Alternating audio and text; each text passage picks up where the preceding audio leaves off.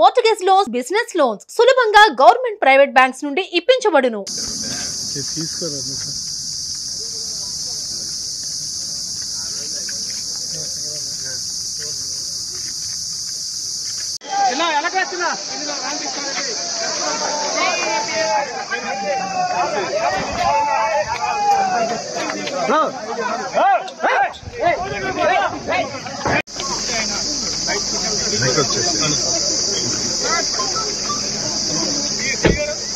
పిన్నెల రామకృష్ణారెడ్డి గారికి నిన్న హైకోర్టులో బెయిల్ మంజూరు చేసినటువంటి నేపథ్యంలో ఈరోజు నెల్లూరు సెంట్రల్ జైలు నుంచి ఆయన విడుదల చేయడం జరిగింది.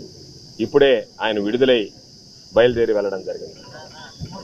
దాదాపుగా జూన్ 26వ తేదీ రామకృష్ణారెడ్డి గారిని రిమాండ్ చేస్తే 58 రోజులు అంటే ఈరోజు ఆగస్టు 24వ తేదీ వరకు ఆయన్ని నిర్బంధంలో ఉంచడం జరిగింది. ఎప్పటికప్పుడు రకరకాలైనటువంటి సెక్షన్లు నమోదు చేయడం, అనేక రకాలైనటువంటి సెక్షన్లు జత చేయడం, ఏదో ఒక విధంగా కక్ష సాధింపులకు పాల్పడాలనేటువంటి ఆలోచనతో చంద్రబాబు నాయుడు ప్రభుత్వం ఆయనని దాదాపు 2 మాసాల పాటు జైల్లో ఉంచడం జరిగింది. ప్రజలకు సంబంధించినటువంటి వ్యక్తి, ప్రజానాయకుడు, 4 సార్లు వరుసగా తిరుగులేనటువంటి విజయాన్ని సాధించినటువంటి వాడు మాచర్ల నియోజకవర్గంలో. అటువంటి వ్యక్తిని ఈరోజు ఉన్న కేసులు లేని కేసులు బనాయించి జైల్లో పెట్టడం అనేటువంటిది దుర్మార్గం అనేటువంటి చర్యగా మేమందరం అభిప్రాయపడుతున్నాం. కాబట్టి ఈరోజు వైఎస్ఆర్ కాంగ్రెస్ పార్టీ శ్రేణులకి ఎవరికి కూడా మేము చంద్రబాబు నాయుడు ఏదైనా మాట్లాడినా, ఏదైనా వైఎస్ఆర్ కాంగ్రెస్ పార్టీకి అనుకూలంగా వ్యవహరించినా కేసులు పెట్టాలా, వాళ్ళని జైల్లోకి పంపించాలా అనేటువంటి ఆలోచన చేస్తున్నాడు. వైఎస్ఆర్ కాంగ్రెస్ పార్టీ శ్రేణులు అందరం కూడా కరుడు కట్టినటువంటి జగన్మోహన్ రెడ్డి గారి సైనికులం. జగన్మోహన్ రెడ్డి గారి కోసం ప్రాణం ఇవ్వడానికైనా సిద్ధంగా ఉండేటువంటి వాళ్ళం.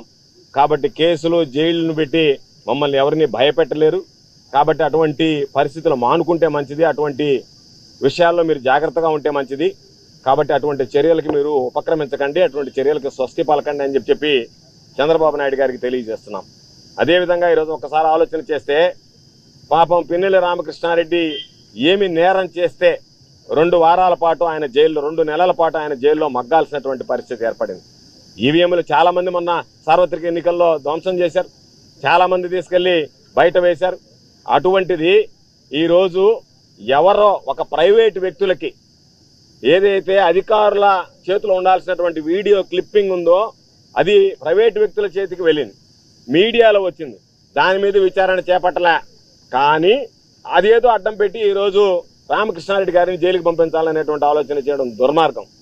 అందుకనే మరలా చెప్తున్నాం, చంద్రబాబు నాయుడికి ప్రజలు అవకాశం ఇచ్చింది, అయ్యా నువ్వు అభివృద్ధి సంక్షేమ కార్యక్రమాలు అమలు చేయమని తప్ప అభివృద్ధిని ఈరోజు లేకుండా, సంక్షేమ కార్యక్రమాలు అమలు చేయకుండా ఈరోజు కేవలం కక్ష సాధింపులకి, విధ్వంసమైనటువంటి పాలనకి శ్రీకారం చుడితే రాబోయేటువంటి రోజుల్లో ఫలితాలు ఏ విధంగా ఉంటాయనేటువంటిది నువ్వే చవిచూడబోతావని చెప్పి సందర్భంగా తెలియజేస్తున్నాం. కాబట్టి ఈరోజు పాపం ఆయనకు సంబంధించినటువంటి ఆంధ్ర రాష్ట్ర ప్రజానీకం మొత్తం ఈరోజు రామకృష్ణారెడ్డి అంటే తెలియనటువంటి సానుభూతి. అయ్యో ఇటువంటి వ్యక్తిని తీసుకెళ్లి, ఇన్నిసార్లు ప్రజల్లో గెలిచినటువంటి వ్యక్తి, పరపతి కలిగినటువంటి వ్యక్తి, అటువంటి వ్యక్తిని తీసుకువెళ్లి ఈరోజు అన్యాయంగా జైల్లో నిర్బంధించారనేటువంటి బాధ భావం రాష్ట్ర ప్రజల్లో ఏర్పడింది.